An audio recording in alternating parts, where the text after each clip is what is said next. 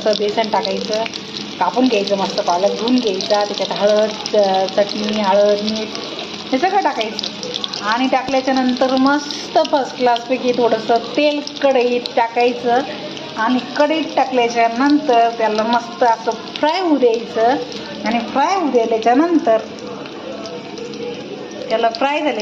त्याला मस्त अशी छान आलटी पलटी मारून, ज्यांना पण पालक आवडत नसेल त्यांनी पालकाची भजी खाल्ली तर पालकाचं प्रोटीन त्यांच्या शरीरात जातं. बरेच लोक ना की पालकाच्या टेस्टमुळं पालकला खात नाही, तर त्यांनी असं करू नये. माझ्या मताने तरी त्यांनी पालकाचे भजे आवडीनं खावे.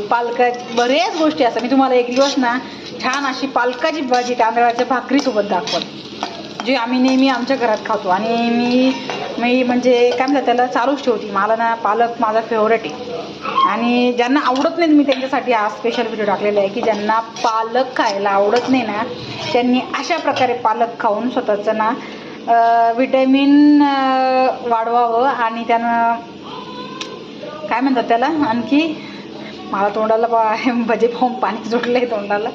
मी असं गरम गरम खिचडी लावलेली, त्याच्यासोबत पालकाचे भजे काढले तर त्यांनी असं कुरकुरीत असे भजे होतात ते छान.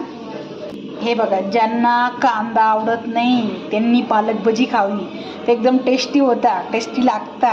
तुम्हाला कसे वाटले कमेंटमध्ये मला नक्कीच सांगा. माझे पालक भजी केलेले आणि अजून मी छान छान पालकाच्या थोड्या रेसिपी टाकतच राहते जे तुम्हाला आवडत नाही. बऱ्याच जणांना पालक आवडत नाही म्हणून मी ना रिक्वायरमेंटनुसार पालकाचे भजी टाकलेले जे मी आता खिचडीसोबत खाणार आहे. Bye, thank you so much.